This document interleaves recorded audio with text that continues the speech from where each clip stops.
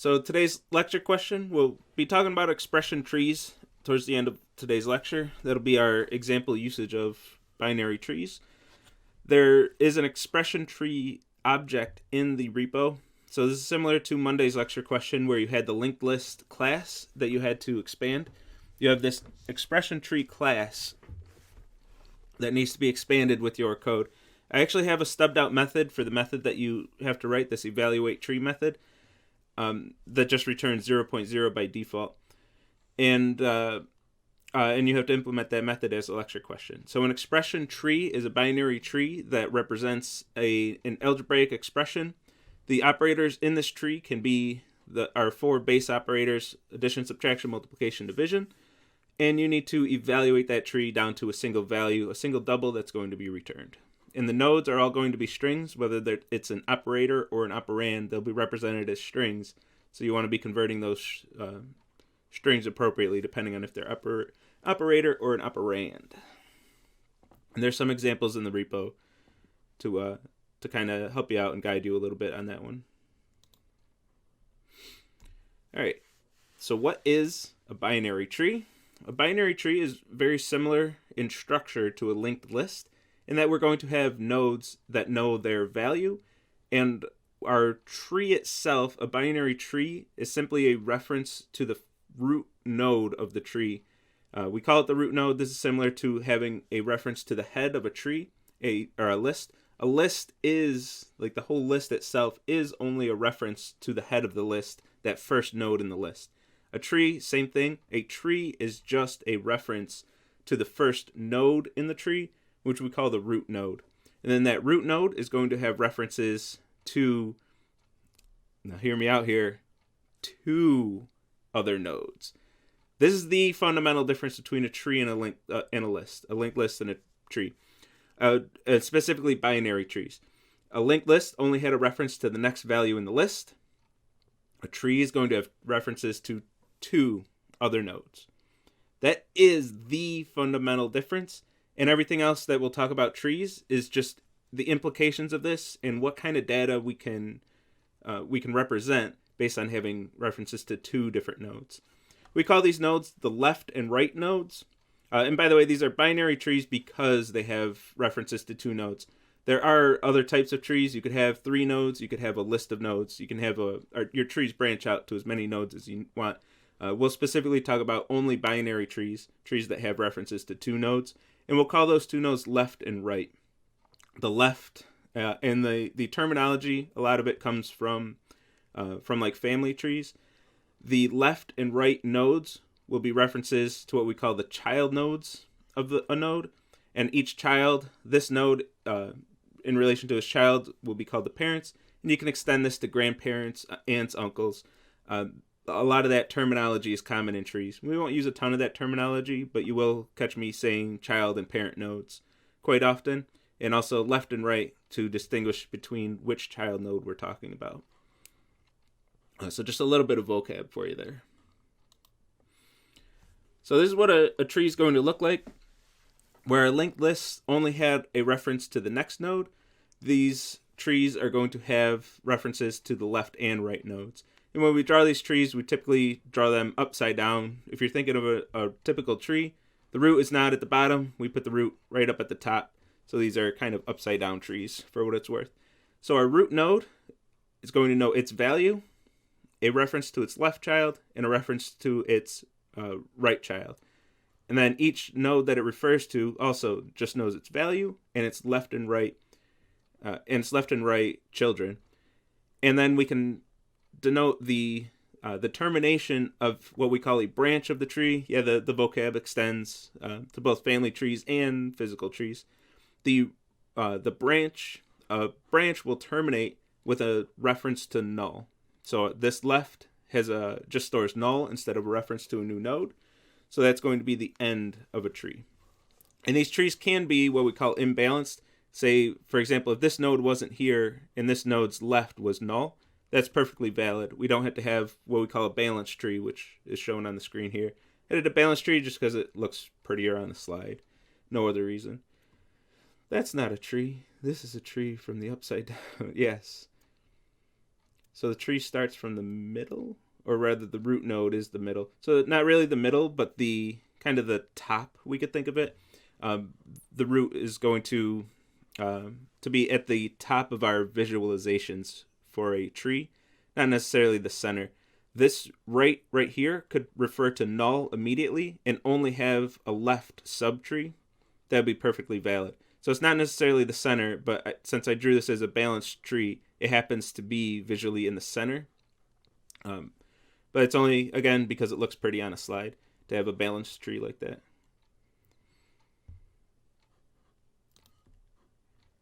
And in the code, this is what that tree on the previous slide would look like. We have our binary tree node.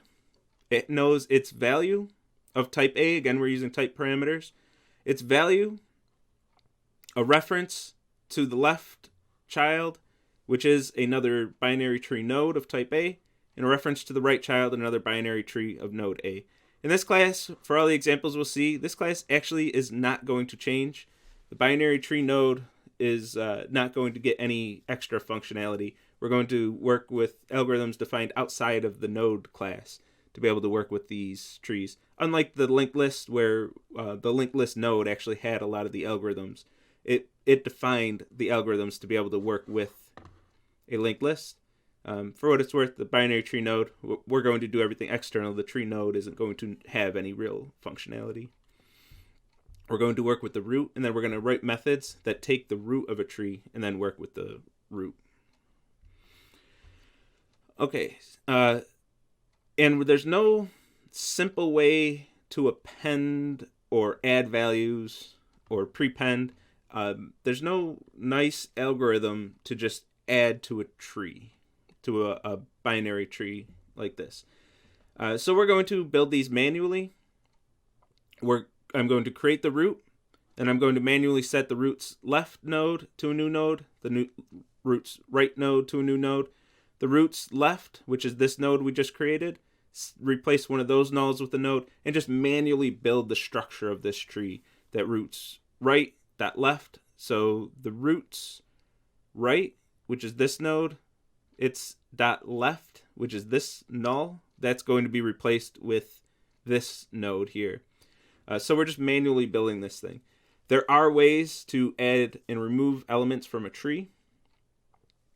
We could do very simple things with this tree, and we will see some examples. We'll talk about this in more depth on Monday. But being able to efficiently add and remove from a tree is going to be a topic for CSE 250. In 250, you are going to learn way more than you ever wanted to know about it. But to be able to efficiently insert into a tree. So the decision has to be made when you want to insert an element. You say, hey, root of this tree, insert this new value. Where does that value go is a big, big question. Because you have options now. Do you go left or right? You want to get to a null eventually and replace that null with a new node with that value. But where do you traverse this tree? Where do you go to add that value? And the answer is going to depend on what kind of structure you want out of this tree, which depends on why are you using a tree in the first place. Probably because it has some structure. What is that structure that you want to maintain? So where should you actually put that thing?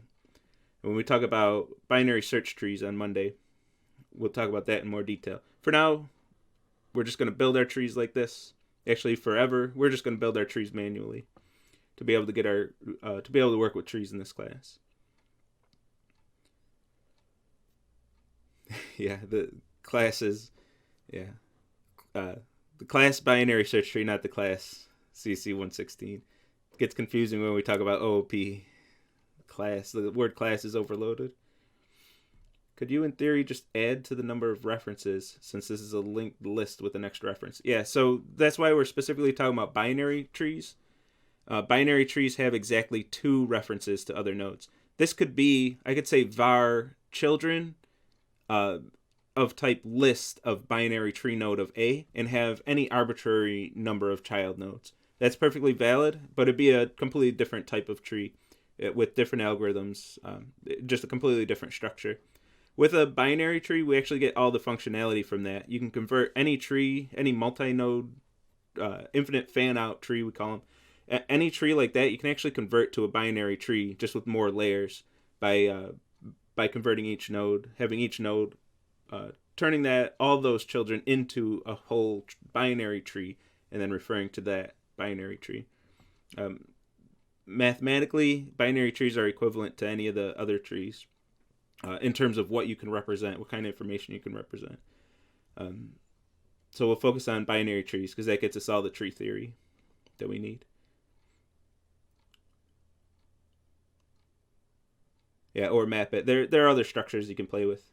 But we can get all the theory behind what a tree is, all the stuff that you might be asked in an interview, we can talk about with just binary trees. We don't need to dive into the different trees. But they're all valid. I mean, anything you can code, you can do. It's very much so something you can do. How about a function? Yeah, how about a function? I like functions. Like A could be functions. The type of a tree could be functions. You could have a tree of functions. Collection method. So that's it for the structure of a tree. A tree, just like a linked list node, but it has two references. So we want to talk about the implications of this and why we would want to even do this and what we can represent that we wouldn't be able to represent in a list. Before we really talk about what we're going to do with this and how we're going to use it, let's ask ourselves one fundamental question. How would we even visit all of the nodes in a tree? So we have this tree of all these values with references. We only have a reference to the root node. How would we even just traverse this tree? If I wanted to iterate over this tree and just visit every single value, something pretty straightforward. We've been doing that since 1.15, since early in 1.15. How do we even do that with a tree? So with a linked list, we would just visit each node and then ask each node for its next reference and visit every single node like this, but like that. But now with a tree, since we have two references, how do we make sure, how do we write an algorithm, how do we write a method that ensures that we visit every single node in that tree? So this is the first big hurdle that we have to face of how do we even visit every node, much less compute and actually do things with these trees. How do we just visit everything is our first question. For this, we're going to see three different approaches. We're going to see a preorder, an inorder, and a postorder traversal to be able to visit every single node in the tree in different orders of visiting the node. So we'll visit the nodes in different orders depending on what traversal that we use. And each one of these is going to be a recursive method that makes a recursive call on both of the child nodes.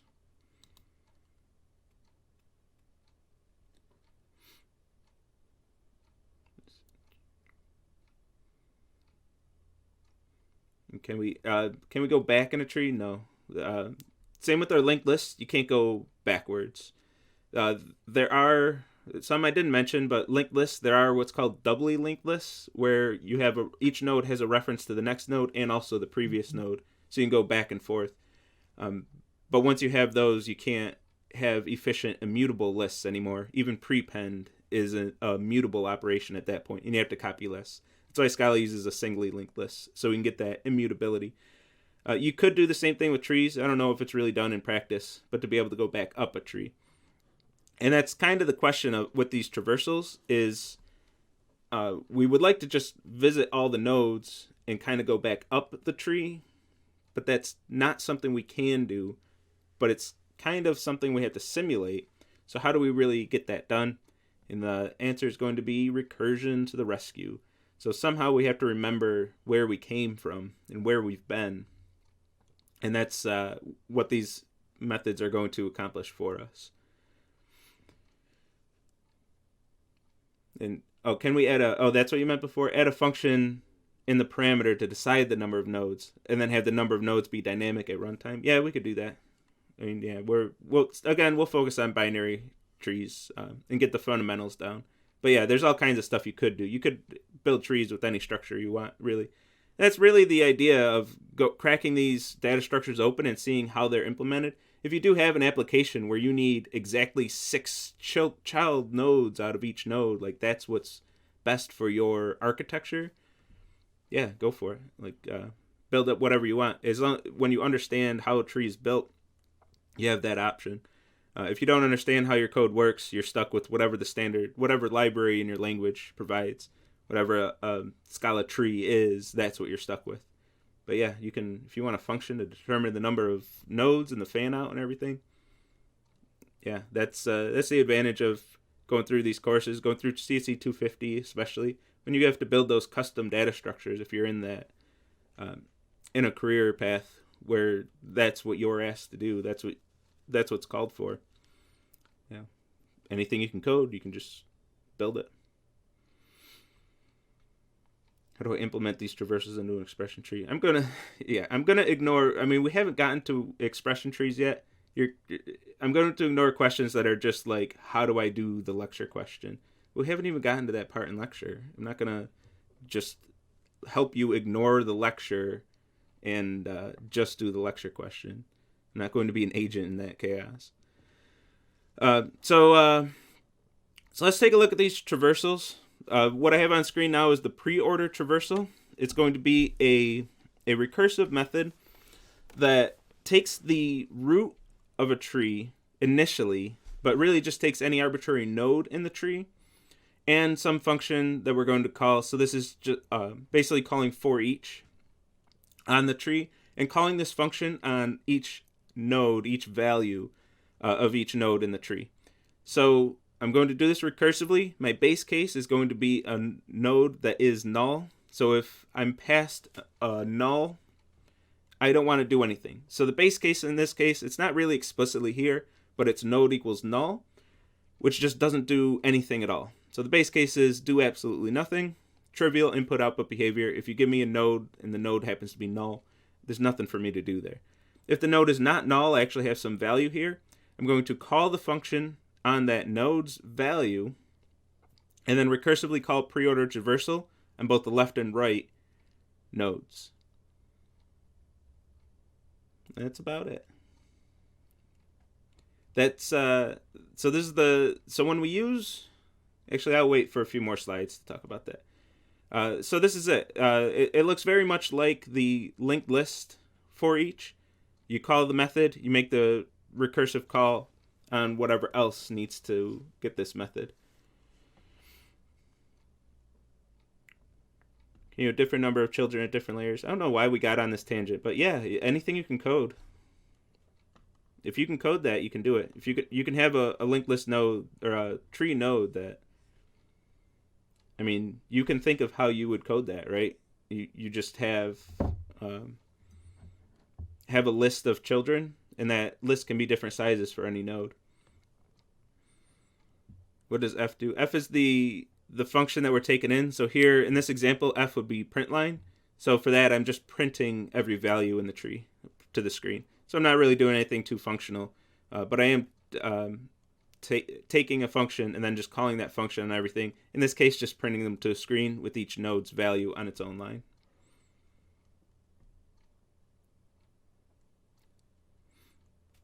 Can we limit a tree? Yes, you can. If you can code limiting that tree size, sure, you can do that. And then your insert function would get the tree's size, and if that size is your max size, don't add that new element. Yeah, you could do that, but it's a little off topic. So the Preorder Traversal, I'll walk through the Inorder Traversal in a bit, and I'll walk through that step by step, but I'll very briefly show the pre and post order traversal. With a Preorder Traversal, we're going to call this on the root, call the function on the root, which will print 5 to the screen, and then make a recursive call on the left node, call the function, print that to the screen, recursively call on the left node, print that to the screen, recursively call that on the left node. That's null, so there's nothing to do. That returns. Recursively call on the right side. That is null. It returns. We return back up to 2, which makes the recursive call on the right side. Prints 4. Makes its 2 recursive calls, returns, and goes through this whole tree. And we get this order of the values printed. And we'll see for each one of these traversals, we're going to get the values printed in a different order.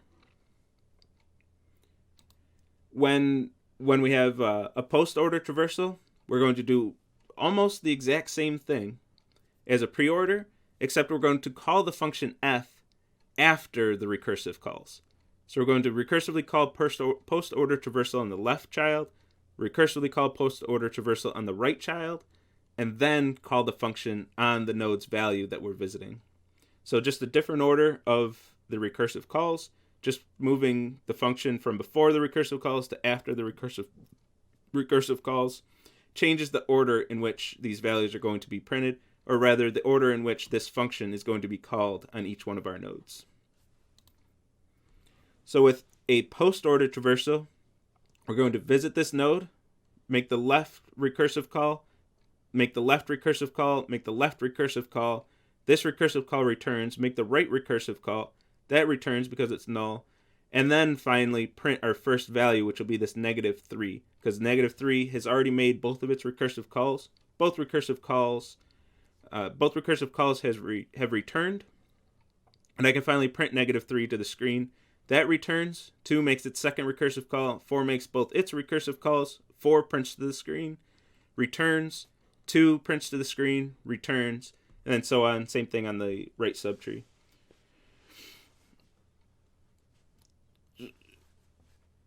Yeah, I'm going to copy the code from... Come on, JBeegs. This is...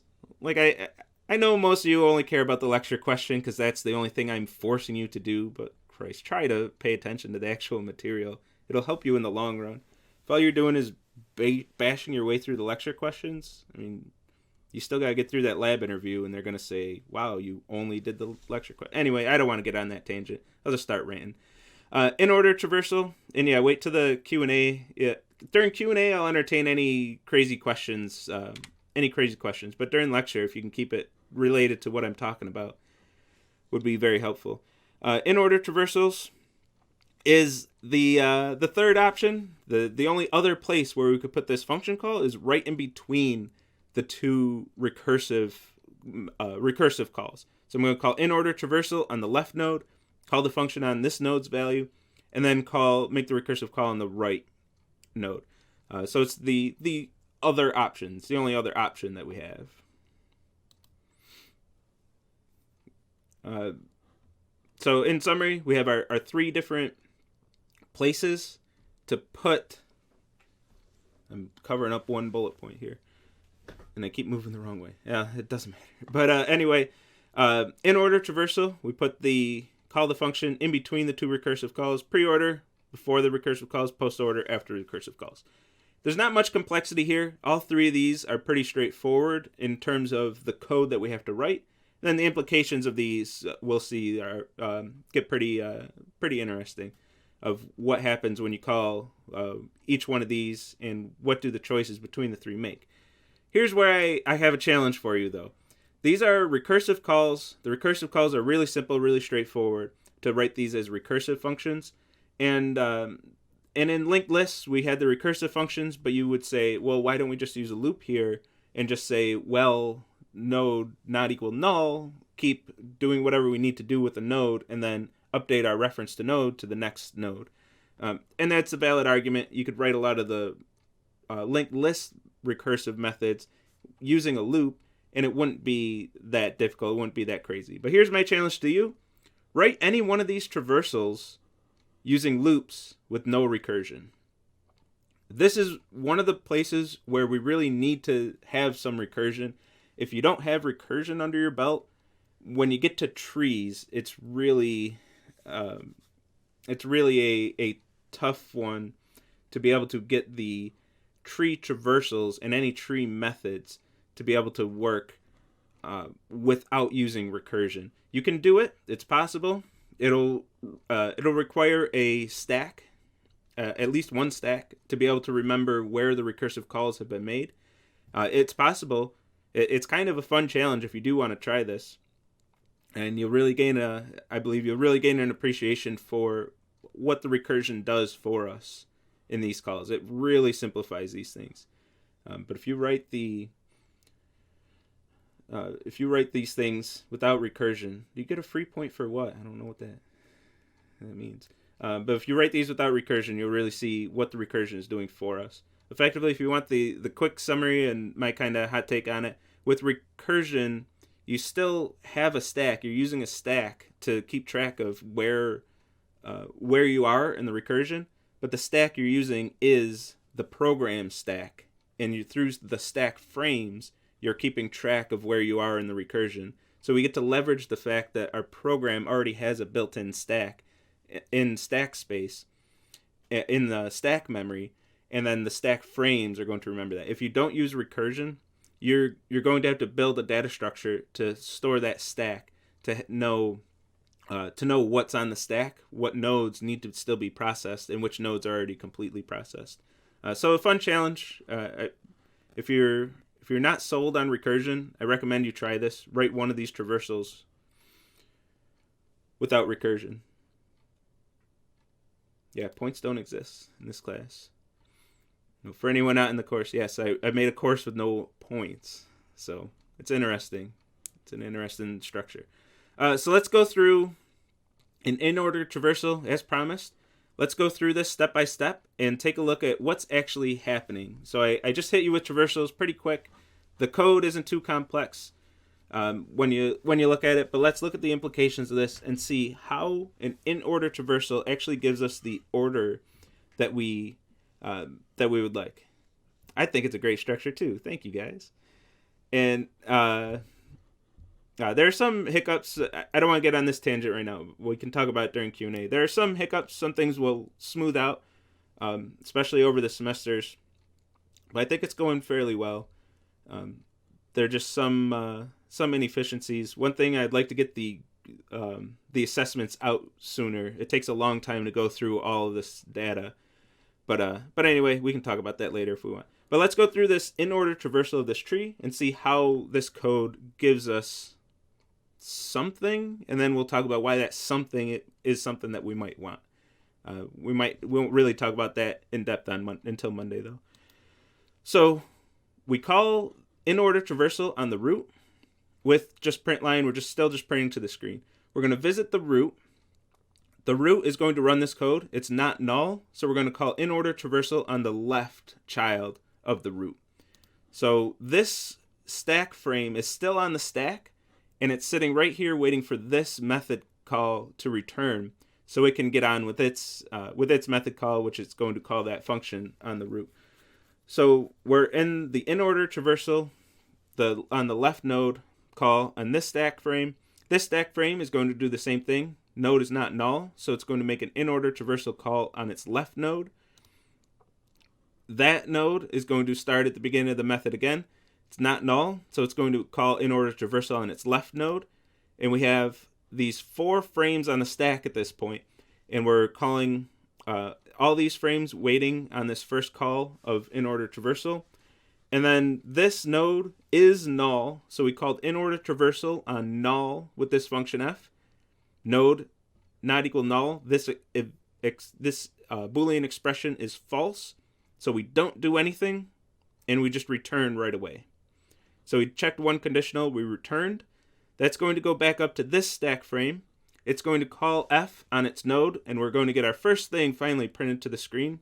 We're going to get -3 printed to the screen, and then -3, or this node containing the value -3, can continue the method, call in-order traversal, make this recursive call on the right child. That's null, so it does nothing. Returns. That -3 node got to the end of its code, so it returns. Destroy that stack frame as well. And we get back to 2. 2 was waiting on this call to return. It returned. It can call call this function on its value of 2, print 2 to the screen, and then make its next recursive call. Go over to that node 4. 4 is going to make the recursive call on the left. That's going to return after doing nothing. Get back to this stack frame. That stack frame can finally print its value. I shouldn't say finally, but can print its value 4. Then make its second recursive call. Go to this node. That node's null, nothing to do. Returns. 4 returns. 2 returns, because they were all 2 and 4 were waiting on this call to return. It returned, nothing left to do. The root was waiting on its first recursive call on the left child, so now it can call the function on its value, print 5. then make its second recursive call to the right, and then we're going to repeat the process on the other side. We're going to make the right recursive call, the left recursive call, the left recursive call, return, print 7, make the right recursive call, that returns, 8, can print its value, make the right recursive call, make the left recursive call, that does nothing and returns, print 14, make the right recursive call, that returns, and we're back to the original caller, whoever called this en route. That finally returns, and we have all of the values of this tree printed in a specific order, in the Inorder traversal order, for this tree, for this call.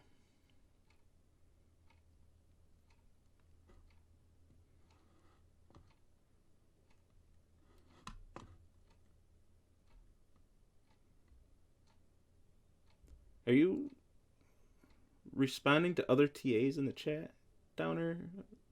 Am I gonna have to ban you again? That's not. Did anyone even talk about that?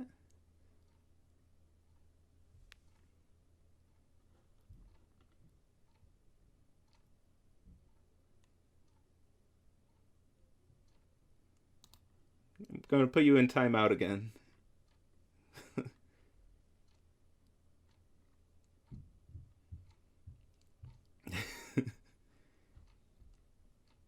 That's you're not even talking about anything anybody else is talking about.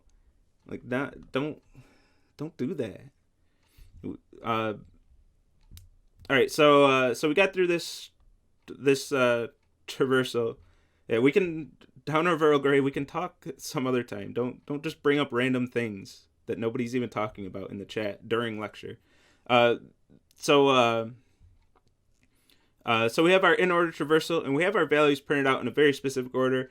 This is kind of a foreshadow to Monday, that these values actually happen to be in sorted order. This is in the structure of something we call a binary search tree.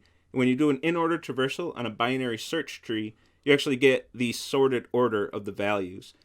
A binary search tree, we'll talk about it more Monday, but just very quickly, each node's left value is less than this value, and each node's right value is greater than that value, with ties broken arbitrarily. Either all ties go to the left or all ties go to the right. If we have that structure and we do an Inorder Traversal, we get the sorted order. And binary search trees are very important data structures in computer science. We use these all the time, even when you don't know that you're using them. A lot of data structures underneath the hood are binary search trees. So we'll talk about those Monday, though. Today, let's talk about expression trees. So everyone who's only thinking lecture question, hopefully you listen at least a little bit to know what a tree is, or else you're screwed. You really aren't going to be able to do it. But expression trees. Let's talk about these and talk about how to do that lecture question. So an expression tree is going to represent an expression, an algebraic expression like we saw last time, either, well, I'll talk about that. But an expression, and we're going to represent it in a tree form. So each node, its value is either going to be an operator or an operand. So for the lecture question, the nodes can either be plus, minus, multiplication, division, or a number, or some value, some number. So, and then for our binary, for our expression trees, all the nodes will be of type string. So the operands, we'll have to convert those to doubles, hit 2 double on each one of those strings. And the operators, we'll have to look those up. We'll have to say if this operator equals the literal string plus, then I need to perform addition, and so on. So we got to convert those strings into either an operator or an operand on our trees.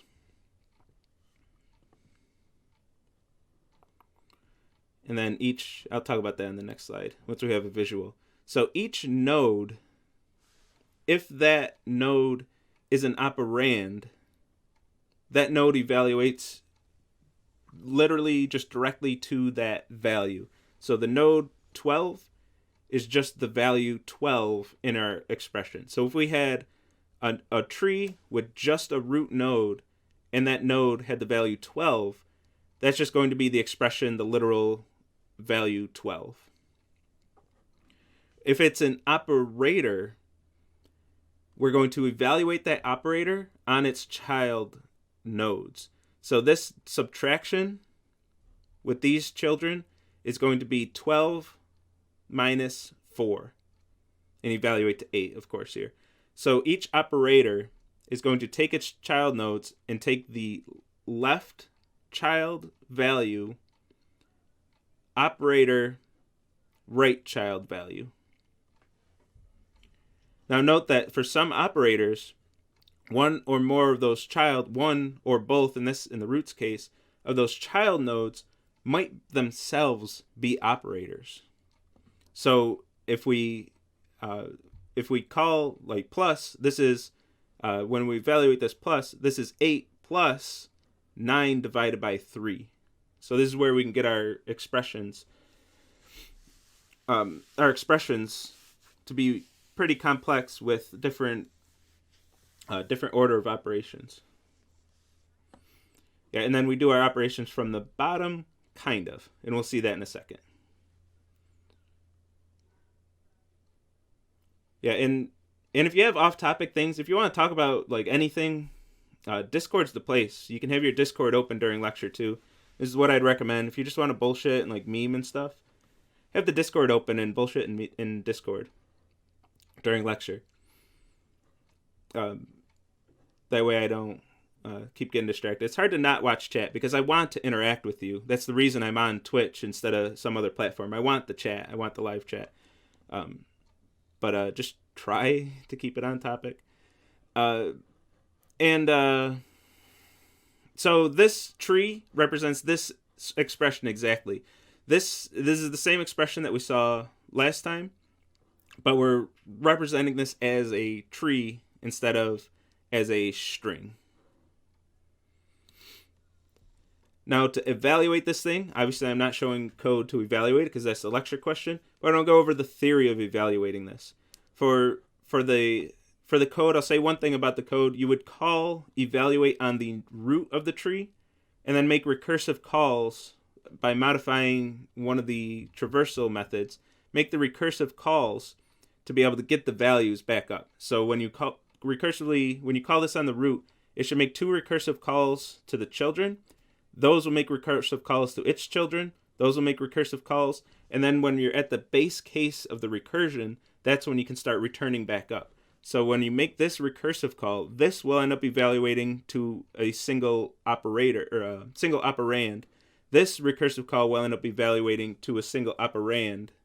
And then you can perform your subtraction on the top. So when you get to this part of the recursion, you're evaluating this. 12 evaluates to 12, 4 evaluates to 12. And then the subtraction, you're going to evaluate that operator. 12 minus 4 results to 8. If we can look at this visually, but your recursion would have to handle this to figure out what's evaluated next. This division is the only other thing we can evaluate. So we need 9 divided by 3. It's going to resolve to 3. This addition is going to resolve to 11. And then we have 8 minus 11. And we resolve to that negative 3 that we saw the other day, that we saw on Wednesday. This expression is going to evaluate to negative 3 once we do the order of operations, do the parentheses and everything. But you notice that we never asked ourselves in that expression tree, is division higher precedence than subtraction? What's going on here? We didn't have to mess with any of that. We just evaluated the tree as is. The tree is neither an infix expression, nor a postfix expression, nor a prefix expression that we didn't talk about. It's none of these types of expressions. It's a different way of representing an expression. If we wanted to go from the tree to our infix expression, what we can do is take our Inorder traversal code, modify that a little bit to add in parentheses, get what we call a fully parenthesized infix expression, which means that wherever we could put a set of parentheses, we're going to put them. So even where it's unnecessary, like this division, we don't need parentheses around this because it's going to be evaluated based on PEMDAS. It's going to be evaluated first. But fully parenthesized, we're going to add parentheses everywhere, including around the entire expression. That's what we could call fully parenthesized. There's parentheses just everywhere, excluding duplicate parentheses, but other than that, we put parentheses wherever we can. So to do that, we're going to check, are we an operator? If this node is an operator, add in our parentheses around it. Call this function, which is going to be print, just the print function when we call this. Print instead of print line because we don't want a new line character every time. We want all this on the same line. So we're going to have a print function. We're going to call that right in the middle of our two recursive calls, so an Inorder Traversal, and then have these evaluate to that sub expression as a string, put parentheses around it, and put our operator right in the middle. If we're not an operator, we're going to make the two recursive calls and then print out that operand without the parentheses. If we call that on that tree that we just saw, this is exactly what we get from that Inorder Traversal with the parentheses added. If we tab that same exact tree representation of this expression, and we don't have to modify anything here where there's no parentheses, but if we call just our unmodified Postorder Traversal with just adding spaces to get a little more readability out of this, if we call our Postorder Traversal and print each node of this expression tree, we get exactly the postfix expression, the postfix version of this expression, which is also called, I didn't mention last time, but also called reverse Polish notation. If you want to do some searching and read up on this, if you're interested, that's one of the search terms you would use. But this postfix expression, we can get that out of the same tree. So this tree is neither prefix, postfix, infix way of representing the expression. It's a different way of representing the expression using a tree, which can be used to pretty easily generate, just with our regular traversals, to generate the different ways of representing the expression. The tree can evaluate each one of those. Which brings us back to the lecture question, is getting one of those expression trees. You get the root of an expression tree, and you need to evaluate that down to a double.